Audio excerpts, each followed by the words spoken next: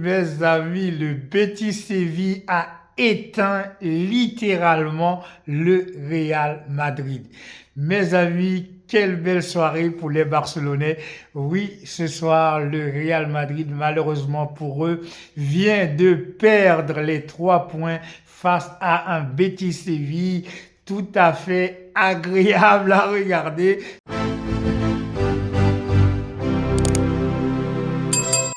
Salut à tous, bienvenue dans cette nouvelle vidéo. Effectivement, on va parler du match qui s'est terminé tout à l'heure entre le Betis Séville et le Real Madrid. Match qui s'est terminé sur un score de 2 buts en faveur du Betis Séville et 1 but pour le Real Madrid. But marqué par Brahim Diaz sur une offrande exceptionnelle, passe lumineuse d'un Kylian Mbappé qui vraiment, il faut le reconnaître, est redevenu le Kylian Mbappé que tous les gens qui aiment le football apprécient. Eh bien, Kylian Mbappé, même si son match pour moi n'a pas été extraordinaire, mais il a fait l'essentiel. Il a permis à Real Madrid eh bien, de revenir, surtout de marquer le premier but, le seul but d'ailleurs qu'il va marquer pendant tout ce match, grâce à cette passe de Kylian Mbappé pour Ferland Mendy qui, dans sa lucidité, eh bien, va centrer pour Brahim Diaz, eh bien, qui va marquer ce seul but du Real Madrid. Eh bien, mes amis, Ancelotti a des problèmes en ce moment avec cette équipe de Real Madrid qui n'arrive pas à gagner bien des matchs dans la Liga. Ça va être 4 matchs quasiment sans victoire. Ça commence à devenir inquiétant, d'autant plus que le Real Madrid, avec ses 54 points ex-aequo avec le FC Barcelone, eh bien, peut prétendre bien sûr au titre de la Liga. Mais si le Real Madrid continue effectivement à perdre des points et que de l'autre côté, que ce soit Atlético Madrid et le FC Barcelone, eh bien, continue à gagner des points, eh bien, à n'en pas douter, le Real Madrid va passer à côté de ce titre. Mais nous ne sommes pas encore là, mes amis, tout simplement parce qu'on connaît le Real Madrid arrivé au mois de mars, avril, etc. Même si ils perdent des points, eh bien rien n'est fait, rien n'est perdu. Pour l'instant, si le FC Barcelone gagne son match demain, eh bien le FC Barcelone mettra le Real Madrid à 3 points. Mais faut-il quand même se rappeler qu'au début du championnat, le FC Barcelone avait 7 points sur le Real Madrid. Eh bien, ça ne les a pas empêchés de venir se recoller au score. Donc, il ne faut pas crier victoire trop vite. Pourtant, Ancelotti a aligné une équipe avec le retour de David Alaba, associé avec Rudiger, bon, qui revient de blessure parce qu'il avait un bandage au genou. On sent que Rudiger n'est pas tout à fait à son prime, mais ça ne l'a pas empêché Rudiger à faire du Rudiger, c'est-à-dire d'être très dur. Cette défense, on sait qu'elle prend l'eau de tous les côtés. Maintenant que Rudiger est revenu, ça va être un peu plus stable parce que Rudiger, c'est le patron quand même de la défense. Cette fois-ci, il n'avait pas été associé avec le jeune Asensio, mais quand même, je pense que cette défense, quand même, peut mieux faire que ce qu'elle a fait ce soir. D'ailleurs, le Real Madrid a très bien joué les 10, 15, 20 premières minutes. C'est à la minute que le Betis Séville a égalisé, eh bien, le Betis Séville a éteint littéralement le Real Madrid. C'est à quoi? C'est absolument des même si le Real Madrid était encore sur le terrain. Les joueurs du milieu de terrain ne se sont pas gérés, que ce soit notre ami Jude Bellingham, que ce soit notre ami Modric, qui cette fois-ci a été titulaire parce qu'il avait fait un très bon match la dernière fois. Il avait marqué un but exceptionnel. Cette fois-ci, Ancelotti a décidé de lui faire confiance, de le placer au milieu de terrain, mais pour moi le match de Modric, bien que Modric n'a pas fait un match dégueulasse parce qu'on connaît Modric, il ne perd jamais la balle, il est toujours combatif, mais c'est aussi un vieux joueur, il n'a pas le cardio nécessaire pour faire les allers-retours. Donc lorsque ça s'est mis à durcir au milieu de terrain, pour moi Modric n'a pas été vraiment la pièce maîtresse au milieu de terrain, celui qui aurait pu distiller les ballons. Mais les fautes pour moi, ce qui a causé en fait cet échec du Real Madrid n'est autre que Vinicius, parce que pour moi, Vinicius a été très mauvais. Il n'a pas du tout été bon. Pourtant, il est resté dans son couloir gauche. Pour une fois, Kylian Mbappé était resté au centre. D'ailleurs, le premier but du Real Madrid va arriver sur une action, une pure action de Kylian Mbappé, action comment dire, des vrais numéro 9, puisque la balle c'est une balle bien centrale, il était bien placé pour donner cette passe à Ferland Mendy qui va après le donner à Brahim Diaz. Mais sinon, on voit que Vinicius, depuis l'arrivée de Kylian Mbappé, ce n'est plus le Vinicius qu'on a connu, qui a failli gagner le Ballon d'Or, qui aurait dû même gagner le Ballon d'Or. On voit depuis l'arrivée de Kylian Mbappé, eh bien Vinicius a énormément de difficultés pour vraiment poser son jeu, pour vraiment faire ce qu'on attend de lui, ce qu'il sait faire de mieux, c'est-à-dire aller dans le 1 contre 1, de provoquer balle au pied, pas provoquer avec la bouche, comme ce soir il a essayé de le faire.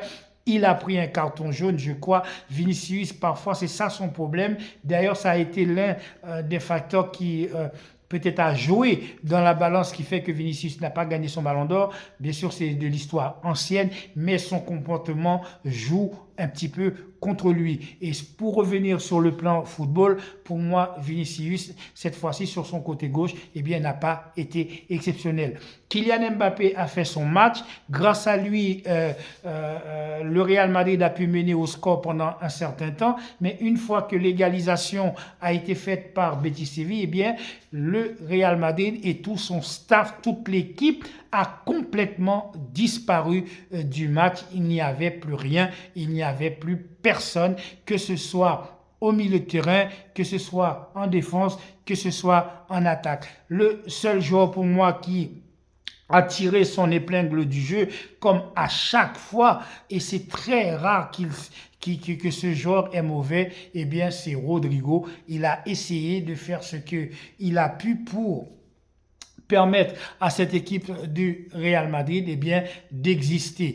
Le jeune Endrick non plus n'a pas pu apporter une solution devant, alors qu'on sait que c'est un joueur qui est très rapide, qui est très fougueux, qui est très dynamique. Il a eu quelques petits ballons à jouer, malheureusement il n'a pas été efficace devant les buts, et bien ça n'a pas permis à Real Madrid de revenir au score et peut-être d'aller chercher soit l'égalisation et soit gagner ce match. Et bien tout ceci, mes amis, va faire les affaires du FC Barcelone, parce que grâce à cette défaite, malheureusement pour eux, mais grâce à cette défaite, ça va permettre au FC Barcelone, eh bien, peut-être si le FC Barcelone se gère demain, eh bien, de passer devant le Real Madrid avec 57 points, puisque le Real Madrid eh bien, reste avec 54 points. Pour l'instant, ils sont ex-aequo avec nous, mais avec un match en moins. Si demain, effectivement, on gagne, eh bien, on va pouvoir prendre un peu le large face au Real Madrid. Mais c'est à ne pas douter que le Real Madrid ne va pas se laisser faire.